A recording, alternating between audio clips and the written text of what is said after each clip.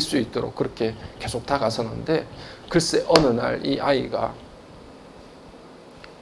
어느 날 엄마가 나에게 이렇게 말씀하셨어요. 이렇게 이야기를 하면서 엄마가 다퉜던 이야기를 하기 시작하는데, 엄마는 제게 입만 벌리면 너는 내가 한평생 짊어지고 가야 될 십자가다, 이렇게 이야기를 하셨다는 거예요. 딸 아이한테. 어이구, 나는 너를 한평생 짊어져 가야 될 십자가라고 생각한다, 이렇게 교회를 잘 다니시는 어머니니까 딸한테 그렇게 이야기를 한 거예요. 딸이 생각하기에는 더 이상 교회를 다니고 싶지 않았대요. 왜냐하면 내가 십자가인데 내가 왜 십자가 앞에 나가서 내 죄를 용서해 달라고 어떻게 기도를 하냐는 거예요. 엄마는 나를 맨날 십자가라고 이야기를 하는데,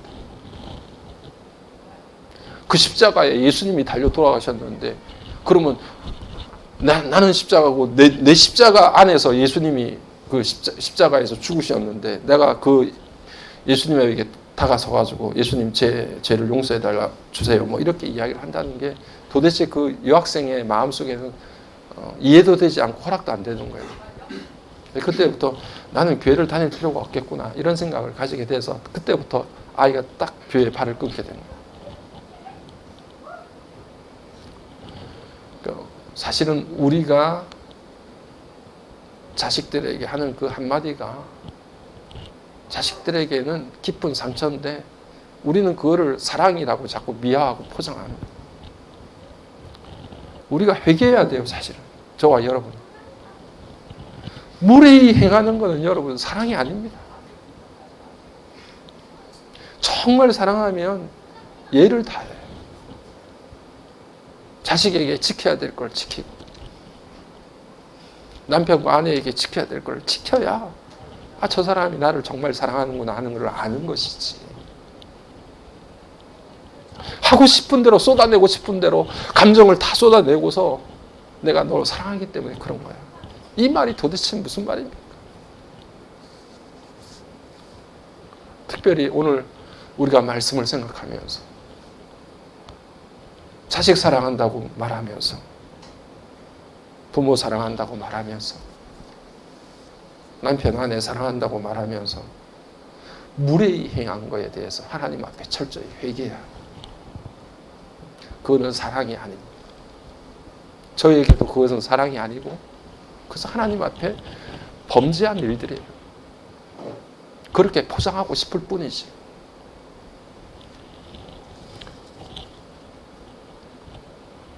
우리가 하나님 앞에도 얼마나 무례한지 모릅니다.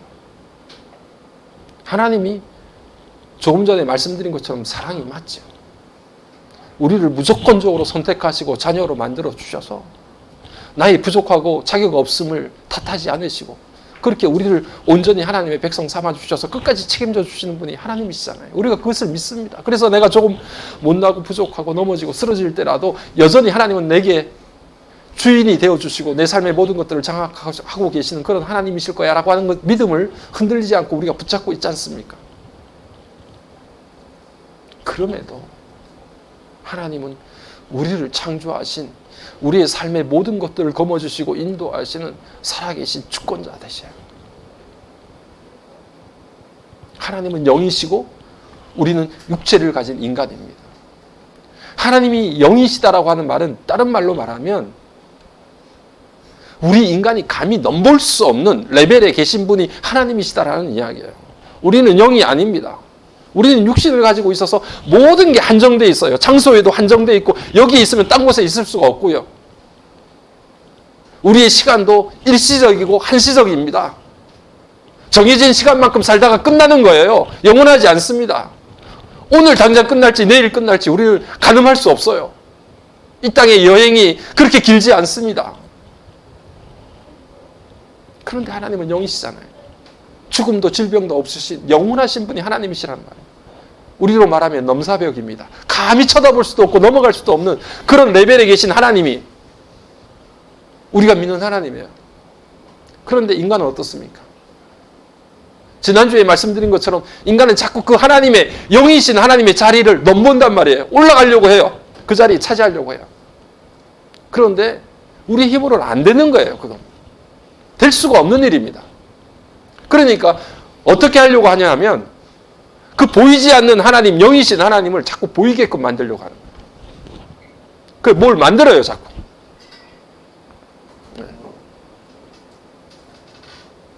그래서 하나님께서 형상 만들지 말아라. 눈에 보이게끔 만들지 말아라. 십계명을 통해서도 그렇게 계속해서 이스라엘 백성들에게 강조하셨지만 결국 이스라엘 백성들은 어떻게 합니까? 하나님을 눈에 보이게끔 만들어요. 금송아지를 만들고 뭘 만들어요. 그 만드는 이유는 다른 것이 아닙니다. 우리와는 레벨이 다른 도저히 우리가 쳐다볼 수 없는 그 하나님을 내가 보이게끔 만들고 만지게끔 만들어서 내가 주물럭거리고 싶은 거예요. 내 마음대로 조정하고 싶고 내 마음대로 움직이고 싶은 거예요. 내 뜻대로 그 하나님이 내게 복종하도록 만들고 싶은 거예요. 내가 하나님 앞에 복종하고 그 말씀에 귀를 기울이고 그 말씀에 순종하며 사는 게 믿음인데 내게 어떤 일이 일어나도 어떤 현상이 벌어져도 이 모든 것들을 주관하시는 분은 하나님이심을 믿으면서 그 하나님 앞에 나아가는 것이 오늘 인간의 도리인데 그 보이지 않는 하나님을 보이게끔 만들어 와서 그 보이는 하나님, 금송아지처럼 그렇게 만들어진 하나님을 내 손으로 주물럭거리면서 내가 원하는 대로 그렇게 조종하고 싶은 거예요. 무례한 거죠. 하나님 앞에 그렇게 무례한 게 오늘 우리들의 모습.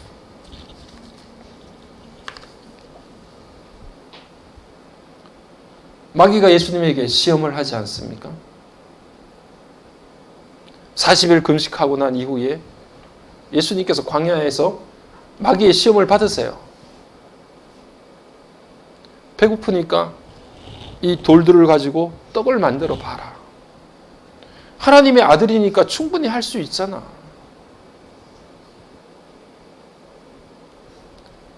성전 꼭대기 저 높은 곳에서 한번 뛰어내려 봐. 하나님의 아들이니까 하나님께서 천사를 보내주서라도 발이 땅에 떨어지지 않도록 받들어 주시겠지. 산 꼭대기에 올라가서 천하를 바라보면서 절을 한번 해봐. 그러면 내가 이 모든 것들을 너한테 줄게. 마치 하나님의 아들이신 예수님이 그런 능력을 가지고 있다는 것을 인정하는 것처럼 보입니다. 하나님의 아들이니까 돌을 가지고 떡덩이 만드는 것은 식은죽 먹기일 거 아니야. 난 너가 할 수 있을 줄 알아. 이렇게 인정하는 것 같지만 실제로 마귀는 무엇을 요구하는 겁니까? 내가 시키는 대로 해. 돌 가지고 떡을 만들려면 떡을 만들고 절하라고 하면 절하고 뛰어내리라고 하면 뛰어내려.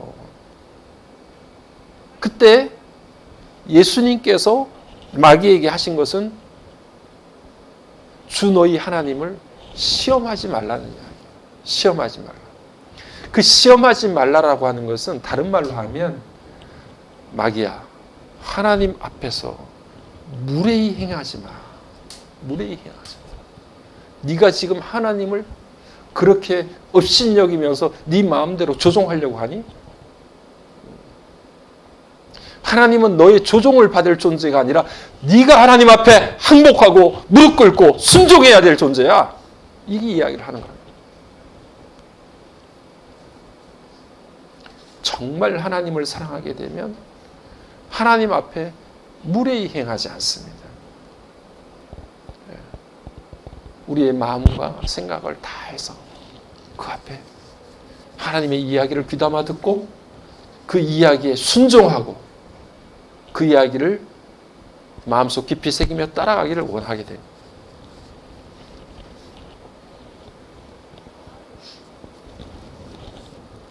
고린도 교회도 얼마나 무례했는지 몰라요. 우리가 고린도전서 13장을 읽지만 우리가 이전에 1장서부터 쭉 내려오면서 11장에서 우리가 봤던 것은 뭐냐 하면 고린도 교회가 성찬식을 행하면서 먼저 온 사람들이 떡과 잔을 자기 마음대로 다 먹고 마셔가지고 나중에 온 사람들은 떡과 잔을 나눌 것도 없게 만들기도 하고, 그리고 지금처럼 우리가 작은 잔에 하는 것이 아니라 그때에는 만찬이라고 해서 함께 떡과 잔을 풍성하게 나누는 그런 초대교회의 모습이었는데, 그때 너무 많이 마셔가지고 포도주에 취한 사람이 생겨나.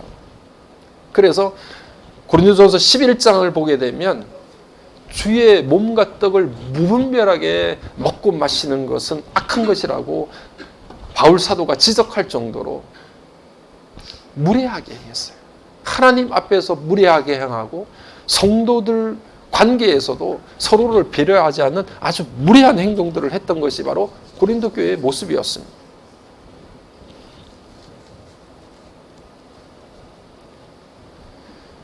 저와 여러분, 오늘 제가 여러분들에게 함께 말씀을 생각하는 것은 다른 게 아니에요. 정말 우리가 거창한 거, 엄청난 거, 여러분 세계 땅끝까지 열방에 가서 복음 전하지 않으셔도 돼요. 정말 우리가 이 땅에 사는 그리스도인들이 여러분 무례하지 않는 그리스도인이 되시면 돼요. 네. 정말 무례한 그리스도인들이 이 땅에서 복음의 1차적인 장애물이에요. 그거를 꼭 명심하셔야 돼요. 그래서 언젠가는 교회에서 우리 함께 소모임 나눌 때 정말 그런 책들을 함께 좀 나누고 싶은 생각이 있더라고요. 책 중에 나쁜 크리스찬, 배드 크리스찬이라는 책이 있어요. 이게 무례한 그리스도인들이에요. 그리고 무례한 기독교. 여러분 1차적으로 복음이 증거되는데 가장 큰 장애물은 무례한 그리스도인들이에요. 여러분 생각해 보십시오. 우리가 말씀대로 살고 진리대로 살면 어려움을 겪고 고난을 겪게 된다는 것은 사실입니다. 왜냐하면 우리가 추구하고 우리가 생각하는 참된 진리라고 하는 것이 세상의 가치와 다를 수가 있기 때문에, 그렇게 세상의 진리와 가치가 우리가 믿는 하나님을 믿고 바라는 것과는 차이가 있어서 그것 때문에 받는 고난이라고 하면 우리는 기꺼이 받아야 되죠. 우리는 하나님 나라의 가치를 버릴 수가 없잖아요. 그러니 우리가 하나님의 진리와 가치를 간직하다가 받는 고난이라고 하면 우리가 충분히 감내하고 정말 즐겁고 행복하게 그것을 걸어가야 될 겁니다. 그런데 문제는 참된 진리나 우리가 추구해야 될 가치가 아니라 우리의 잘못된 방식 때문에 생겨나는 문제라고 하면 우리가 그 방식을 고쳐야 되는 거예요. 다시 말하자면 오늘날 교회가 겪는 큰 어려움은 다른 것이 아니라 우리가 엄청나게 높은 진리를 붙들고 사수하고 그러려고 우리에게 닥쳐지는 고난이 아니라 우리의 생활 방식을 고치지 못해서 비난받고 조롱받고 손가락질 당하는 그런 것이라고 하면, 더 구체적으로 무례한 크리스찬들 때문에 일어나는 문제라고 하면 우리가 그 생활 방식을, 생활 스타일을 바꿔내야 돼요.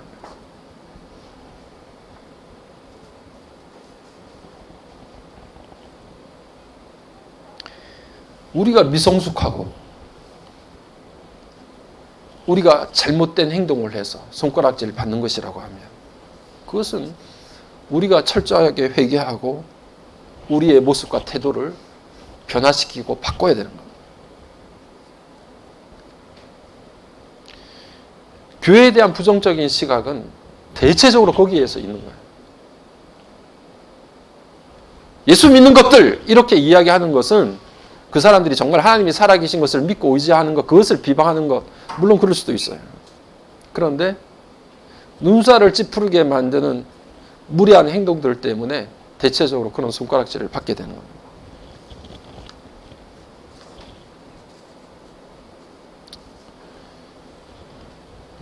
엄청난 것은 아니고 예수 믿는 사람들이 첫 번째 말을 잘해야 돼요.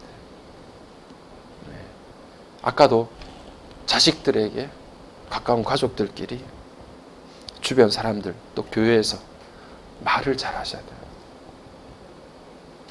무례하다는 걸 어디서 느낍니까? 일차적으로 말해서 느껴요. 아, 저 사람 참 무례하게 말을 하는구나. 느끼는 게 우리의 언어를 통해서 무례함을 느끼는 거예요. 그러니까 그리스도인들이 말만 잘해도 무례하지 않게 행동할 수 있습니다.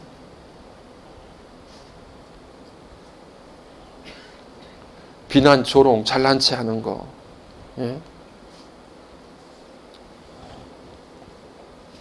그 중에 우리가 첫 번째 기억해야 될 건 뭐냐 하면 대화를 할 때 기다려줘야 돼요. 뭐 해줘야 된다고요? 예. 나이가 들수록 못 기다립니다.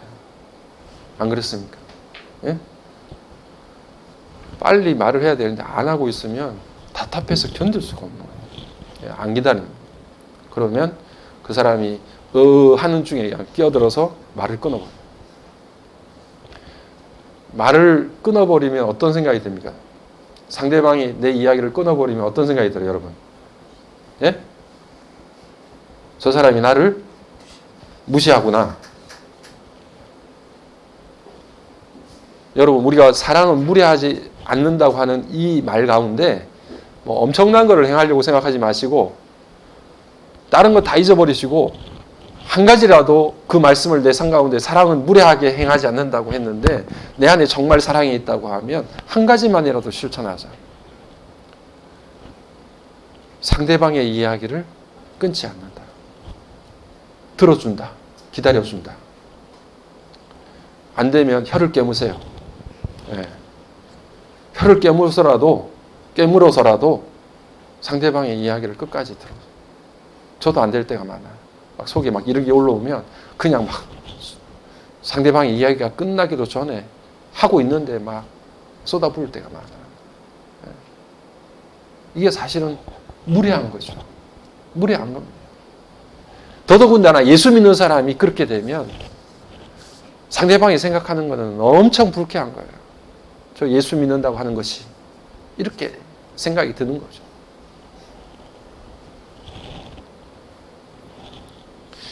예수님께서는 아무리 하찮고 연약한 사람일지라도 그 존재 가치에 대해서 그렇게 무시하거나 무례하게 행하지 않습니다.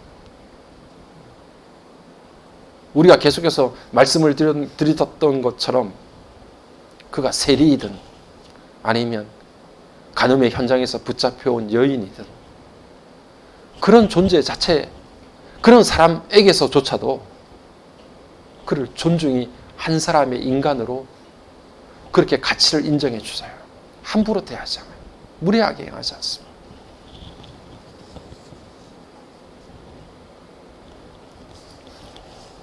공공장소에서 예수 믿는 사람들 떠들면 안 돼요. 아시겠습니까? 난리를 치고 막 시끄러워서 옆에 들으려고 들은 게 아니라 들어보면 다 목사님, 권사님, 장로님이에요. 예. 그러면 어떻게 생각하겠어요? 공공의 질서를 예수 믿는 사람들이 앞장서서 그렇게 질서를 지키지 않고 새치게 하고 옛날에 우리 이야기 많이 들었잖아요. 전철 타고 갈 때. 예? 자리 하나 비면 이렇게 등치 큰 아줌마가 막 비집겨 들어와서 그 자리를 막 팔로 내밀어가지고 그 자리 찜을 하고서 그 다음에 뭐라 그럽니까? 목사님 오세요. 사람들이 뭐라고 생각하겠어요?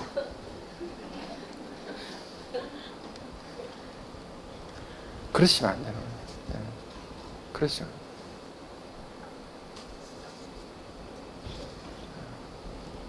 무례히 행합니다.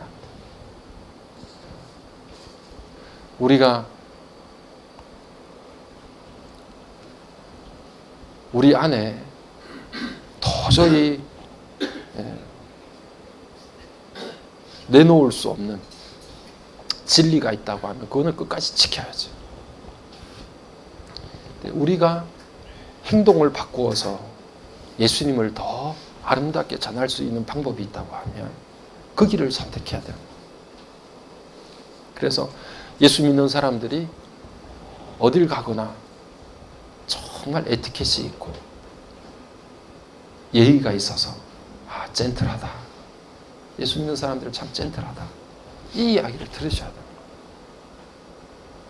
우리가 잘 안 되지만 다빈 성도들 이렇게 삽니다. 마지막이 뭐예요? 운전할 때 서두르지 않고 양보하기. 저와 여러분이 안 되지만 혀를 깨물어서라도 해야 되는 거예요. 예.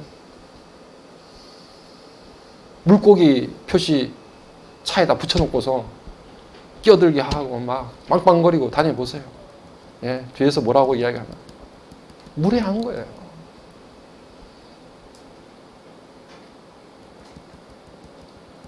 자, 여러분 한번 따라해 봅시다. 사랑은 무례히 행하지 않습니다. 예, 여러분들 가정과 삶의 현장 또 무더위 가운데 8월을 지나가고 있는데 덥고 힘들면 상대방에게 무례하게 행할 수 있는 그런 가능성들이 우리에게 참 많습니다. 오늘도 참된 사랑 안고 작은 그리스도인으로서 이 땅 가운데 친절을 베풀 수 있는 저와 여러분의 삶이 되기를 주의 이름 간절히 축복합니다.